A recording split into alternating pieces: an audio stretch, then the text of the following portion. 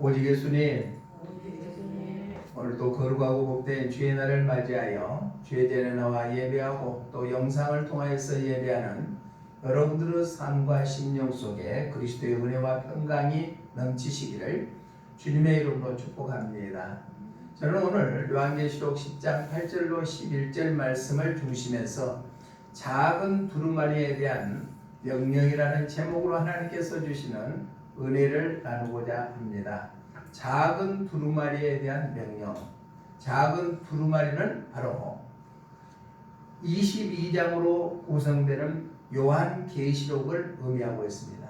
그러니까 계시록에 대한 명령이 어떤 것인가 말씀을 통하여서 함께 은혜를 나누고자 합니다.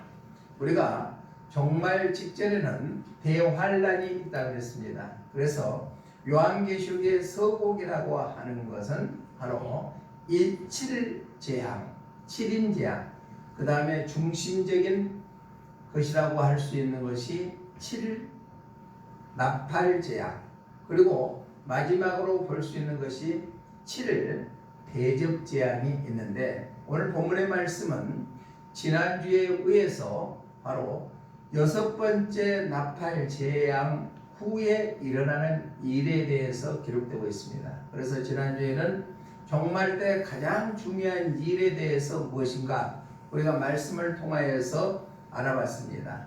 종말 직전에 바로 이루어지는 가장 중요한 일은 예수님이 영광스럽게 재림한다. 그 영광스럽게 재림할 때의 중심은 재림 복음인 계시록이다. 그리고 하나님의 언약은 반드시 성취된다는 얘기입니다. 사람과 사람이 약속을 해도 그 약속은 지키는 것이 당연한데, 살아계신 하나님, 전능하신 하나님의 약속은 반드시 이루어진다는 거예요. 성취된다. 그래서 시작이 있으면 끝이 있는 것입니다. 그래서 오늘 작은 두루마리에 대한 명령에 대해서 함께 은혜를 나누고, 그 중심이 계시록이라는 것을 우리가 알고 깨달아서 마지막을 준비하는 신앙으로 무장하시기를 주님의 이름으로 부탁을 드립니다. 작은 두루마리에 대한 명령 첫 번째는 우리 본문 8절 한번 읽어봅니다. 8절 시작. 하늘에서 나서 내게 들리던 음성이 또 내게 말하여 이르되, 내가 가서 바다와 땅을 받고 서 있는 천사의 손에 펴놓인 두루마리를 가지라 하기로. 하반절에 보니까 천사의 손에 펴놓은 두루마리를 가지라 하기로. 그러니까 천사 손에 펴놓은 작은 두루마리를 가지라 라는 것입니다. 가지라는 것은 계시록을 열어야 한다는 것입니다. 계시록을 열어야 한다. 여기서 펴놓인 성경의 원어의 뜻을 보니까 입을 열다, 즉 계시록을 말하라, 말하라, 자유롭게 말하라, 제한받지 말고 분명하고 반들하게 계시록을 바로 말하고 알리라는 것입니다. 이걸 더 자유롭게 전해라. 모든 성경 말씀이 다 그렇지만은 요한계시록은 더더욱 생생하며 직접적인 이 시대를 예언한 말씀을 담고 있기 때문에 그 예언 말씀을 전하고 외쳐야 한다고 강조하고 있습니다. 첫 번째는 작은 두루마리에 대한 명령, 첫 번째는 바로 계시록을 열어야 한다. 우리가 구약의 계시록이라고 하는 성경이 있습니다. 그것이 다니엘서에 있거든요. 그 다니엘서는 시대적으로 요한계시록하고 시대적으로는 차이가 있지만은 그때 당시에 다니엘에게는 그것을 열지 말고 봉해 있으라고 말씀하고 있습니다. 시기가 아직 안 되었기 때문에 그것을 봉하고 있어야 된다. 열면은 안 된다고 했습니다. 우리 다니엘서 12장 4절 말씀 한번 읽어볼까요? 시작. 다니엘아, 마지막 때까지 이 말을 간수하고 이 글을 봉함하라. 많은 사람이 빨리 왕래하며 지식이 더하리라. 아멘. 여기 보니까 마지막 때까지 이 말을 간수하고 그 글을 봉함해라. 많은 사람이 빨리 왕래하며 지식이 더하리라. 지금 시대가, 우리가 살고 있는 시대가 아주 제4차 산업혁명 시대에서 지식이 엄청나게 빨리 지금 이루어지고 있는 시대, 과학이 아주 눈부시게 발달되는 시대에 살고 있습니다.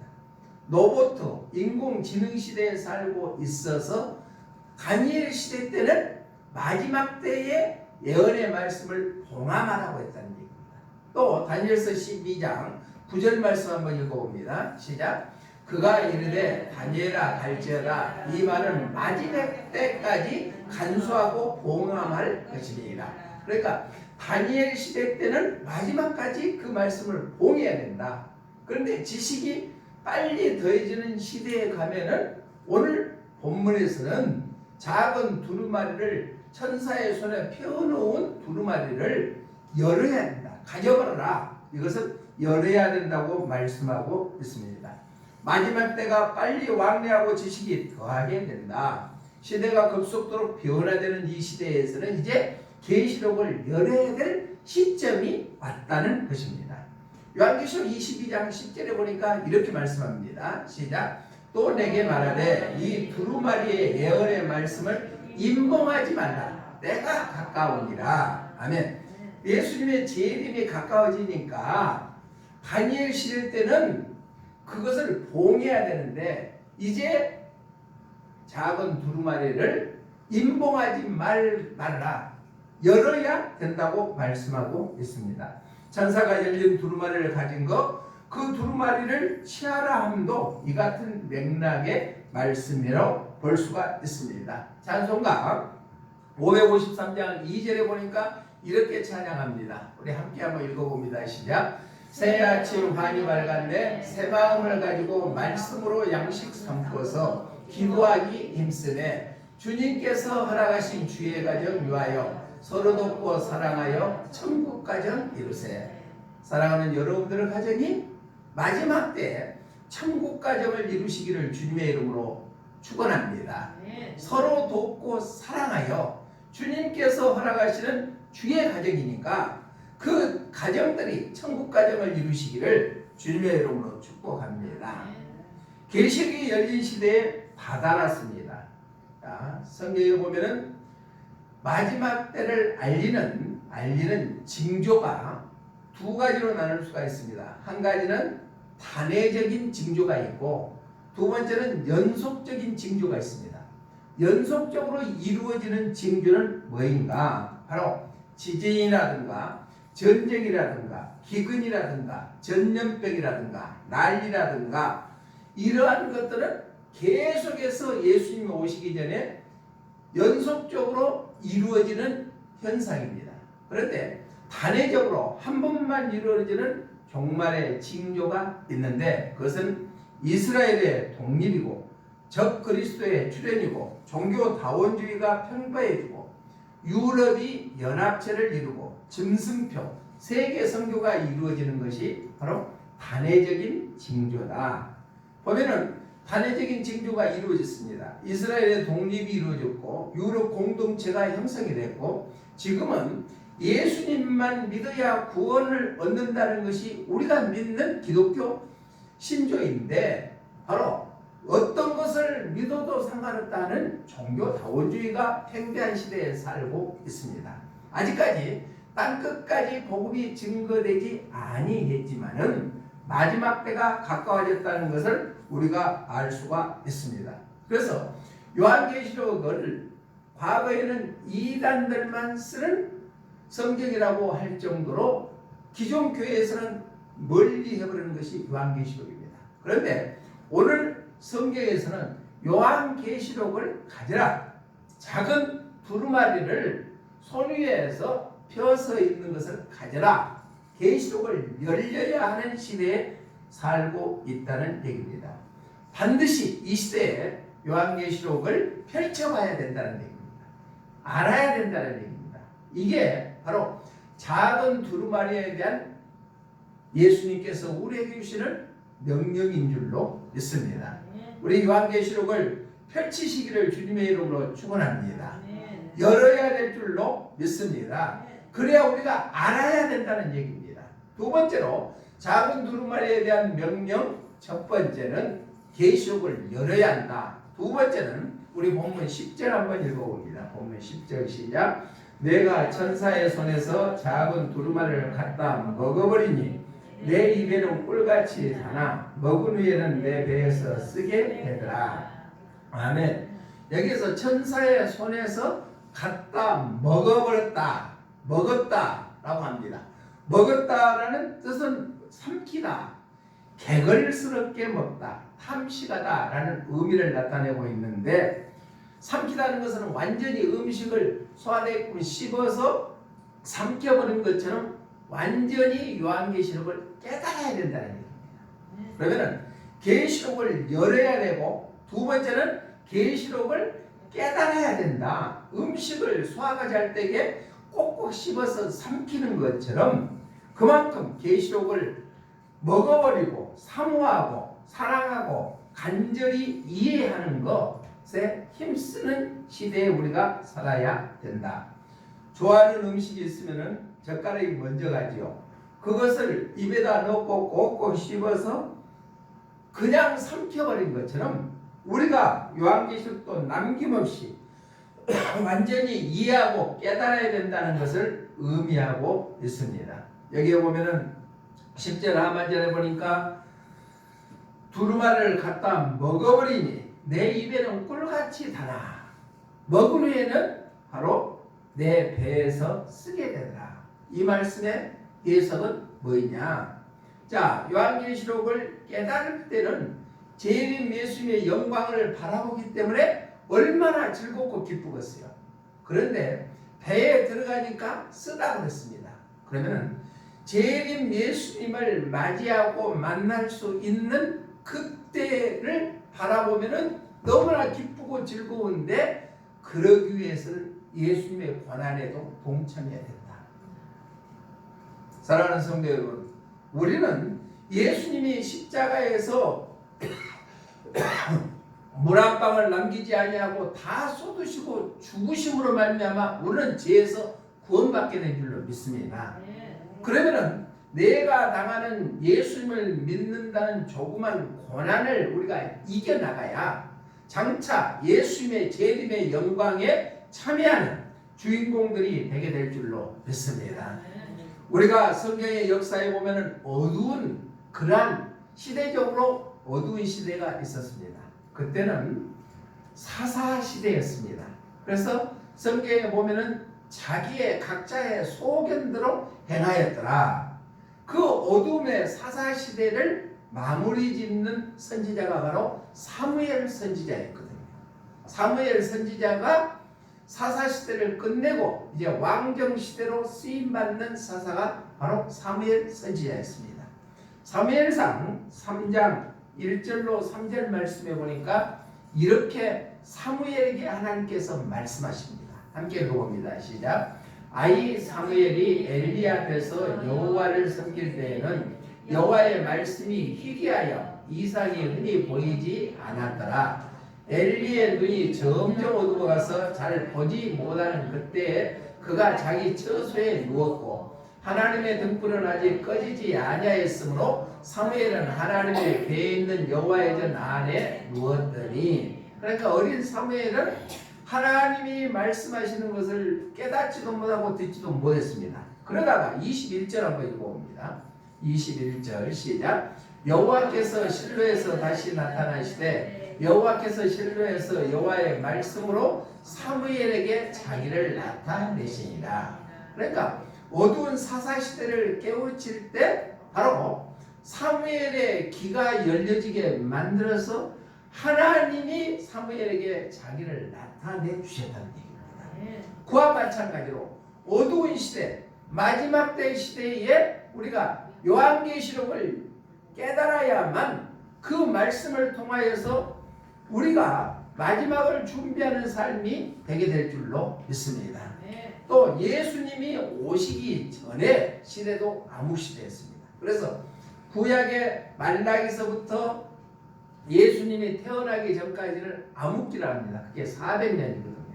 그래서 세례 침례 요한이 예수님을 예비하러 왔습니다. 누가복음 3장 누가복음 3장 1절로 2절 한번 읽어봅니다. 시작. 디베로 황제가 통치한 지 15해 곧 본디오 빌라도가 유대의 총독으로 헤롯이 갈릴리의 분봉왕으로 그 동생 빌립이 이두레와 드라고니 지방의 분봉왕으로 누사리아가 아벨레의 분봉왕으로 안나스와 가야바가 대제사장으로 있을 때에 하나님의 말씀이 빈들에서 사가랴의 아들 요한에게 임한지라. 아멘. 그러니까 우리가 하나님의 말씀을 듣고 읽을 때 하나님의 뜻을 깨닫지 못하면 아무 소용이 없다는 얘기예요. 우리는 하나님의 말씀을 듣고 그 말씀을 내가 깨달아야만 그 말씀이 능력 있는 말씀이 되게 될 줄로 믿습니다. 똑같은 장소에서 똑같은 설교를 들었음에도 불구하고 어떤 사람은 그 말씀이 깨달음이 없고 어떤 사람에게는 전혀 나하고 상관없는 말씀이라고 흘려보내버린다는 얘기입니다. 바라옵기는 여러분들이 하나님의 말씀을 들을 때 깨달음이 있으시기를 주님의 이름으로 축복합니다. 특별히 요한계시록의 말씀을 받을 때 깨달음이 있으시기를 주님의 이름으로 부탁을 드립니다. 사도 요한이 밤모섬에서 유배되었을 때 그 가진 고동 노동 가운데서도 하나님의 음성을 듣고 깨달았다는 얘기입니다. 우리 요한계시록 1장 9절로 10절 말씀 한번 읽어봅니다. 시작. 나 요한은 너희 형제요 예수의 환난과 나라와 참음에 동참하는 자라. 하나님의 말씀과 예수를 증언하였으므로 말미암아 밤모라는 섬에 있었더니 주의 날에 내가 성령에 감동되어 내 뒤에서 나는 나팔소리 같은 큰 음성을 들으니. 아멘. 그러니까 예수님과 하나님의 나라를 증거한다는 그 이유 때문에 사도 요한은 밤모섬이라는 곳에 유배되었습니다. 그때 얼마나 그 유배되는 곳에서 일을 하고 돌 캐는 일을 하고 그랬을 때 피곤했겠습니까? 그럼에도 불구하고 10절에 보니까 내 뒤에서 나는 나팔소리 같은 큰 음성을 들었다는 얘기. 듣고 깨달아서 요한계시록을 기록하게 되었다. 우리도 하나님의 말씀을 읽고 들을 때 그 말씀이 깨달음으로 오시기를 주님의 이름으로 부탁을 드립니다. 말씀이 소망 가운데 있지 아니하는 절망에서도 일어나게 하는 것이 바로 하나님의 말씀입니다. 하나님의 말씀은 살아있어 활력이 있다고 했습니다. 그래서 좌우의 날선 어떤 것보다 예비하여 우리의 혼과 영과 및 관절과 골수를 찔러 쪼개기까지 한다고 했습니다. 그 생명의 말씀이 우리의 심령 속에 임해서 깨달아야만 하나님의 말씀의 역사가 이루어지게 될 줄로 믿습니다. 그러면 요한 작은 두루마리도 우리가 그것을 열었을 때 우리에게 와닿는 깨달음이 있어야 될 줄로 믿습니다. 우리가 살고 있는 이 시대는 말씀의 홍수 시대에 산다 해도 과언이 아니죠. 찬송가 637장 1절에 보니까 이렇게 찬양합니다. 주님 우리의 마음 여시어 말씀을 깨닫게 하옵소서. 우리가 기도할 때마다 하나님 앞에 하나님의 말씀을 접할 때마다 주님이여 우리의 마음을 여셔서 말씀을 깨닫게 하옵소서 라고 기도하고 하나님의 말씀을 받고 읽은다면 그 말씀이 우리의 심령 속에 역사하여 운동력 있게끔 움직여서 살아나는 역사가 있게 될 줄로 믿습니다. 자, 많은 사람들이 그러죠. 홍수가 일어나는데 진정 먹을 물이 없다고 얘기하죠. 지금 우리가 살고 있는 시대는요, TV만 켜면은, 휴대폰만 켜면은 아주 유명한 목사님들 설교가 홍수처럼 쏟아지는 그런 시대에 살고 있습니다. 또 우리나라 목사님, 유명한 목사님뿐만 아니라 전 세계적으로 신학자나 유명한 목사님들 설교가 계속 흘러나오는 그런 말씀의 홍수 시대에 살고 있습니다. 그런데 과연 그 말씀들이 다 바른 성경적인 말씀이 있는가 우리가 한번 생각해 봐야 됩니다. 세소가 되고 성공학주의들 기복주의 신앙으로 무장해서 선포되는 말씀이 과가 없이 다 우리들 심령 속에 임하고 있다는 얘기입니다. 하나님의 말씀은 성경 중심의 말씀이어야 될 줄로 믿습니다. 마지막 때를 살고 있는 우리들은 요한계시록의 말씀을 깨달아야 될 줄로 믿습니다. 그것이 참된 교회의 회복이고 신앙의 회복이고 순전한 말씀이 우리 심령 속에 임하게 될 줄로 믿습니다. 그래서 요한계시록 말씀을 깨달음이 있으시기를 주님의 이름으로 축복합니다. 작은 두루마리에 대한 명령 첫 번째는 바로 요한계시록을 열어야 된다. 두 번째는 열고 그 말씀을 깨달아야 된다. 마지막 세 번째는 우리 본문 11절 말씀 한번 읽어봅니다. 시작. 그가 내게 말하기를 내가 많은 백성과 나라와 방언과 임금에게 다시 애언하여야 하리라 하더라. 다시 애언하여야 하리라. 이 말씀은 계시록을 끝까지 전파해야 된다는 얘기입니다. 내가 계시록을 열고 그 말씀을 깨달았으면 나만 알고 있을 것이 아니라 계속해서 계시록을 전파해야 된다. 여기서 하리라 하는 성경의 원어의 뜻을 보니까 해야만 한다. 반드시 해야 된다. 또 고집스럽게 해야 된다. 계시록을 전해야 하는 것은 해도 그만 안 해도 그만이 아니라 취사선택이 아니라 반드시 전해야 된다. 내가 그러면은 전하기 위해서는 내가 먼저 깨달아야 될 줄로 믿습니다. 우리가 잘 아는 사도행전 1장 8절에 오면은 이렇게 말씀하시죠. 시작. 오직 성령이 너희에게 임하시면은 너희가 권능을 받고 예루살렘과 온 유다와 사마리아와 땅 끝까지 이르러 내 증인이 되리라 하시니라. 아멘. 오직 성령이 너희에게 임하면은 권능을 주시겠다는 얘기죠. 그래야 예수 그리스도의 부활하신 예수 그리스도의 복음을 예루살렘과 온 유다와 사마리아와 땅 끝까지 전해야 된다. 그렇게 명령을 하셨음에도 불구하고 초대교회 성도들은 자기끼리 좋다고 하고 증거하지를 않았습니다. 그러다 보니까 사도행전 6장 7장에 가서 보면은 핍박을 받게 만들어서 그 초대교회 성도들이 전 세계로 흩어졌게 만듭니다. 그게 하나님의 방법입니다. 하나님의 명령에 따르지 아니하면 하나님께서 그렇게 흩으시게 만든다는 얘기예요. 그래서 그 당시에 초대교회는 유대인들에게만 주시는 복인 줄만 알았어요.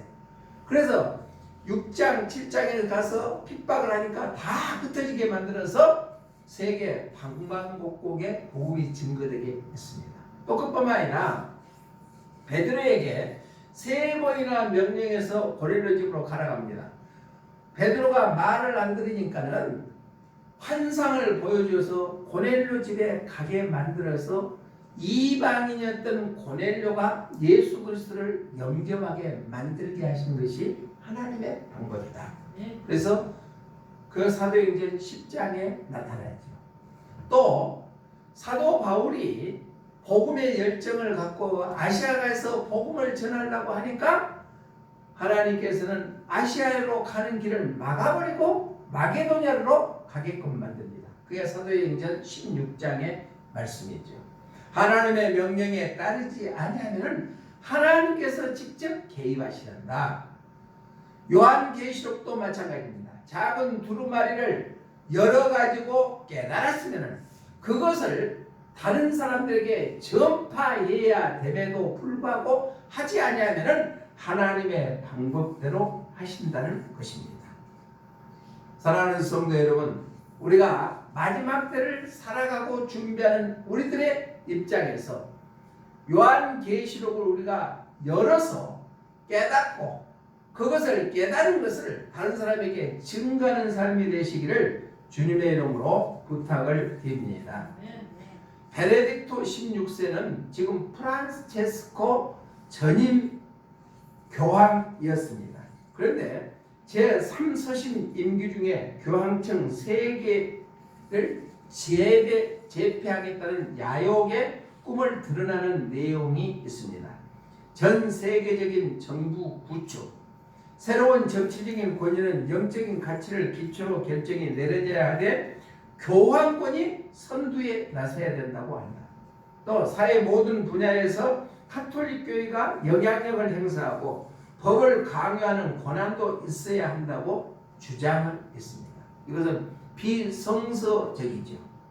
또 가톨릭이 세계를 지배하는 야욕이 여실하게 드러내 있습니다. 이게 다음에 이제 우리가 공부해야 될 요한계시록 13장에 나타나는 짐승이 통치하는 그 시대를 도래하고 있습니다. 그렇지만 하나님의 교회는 말씀이 통치되는 교회가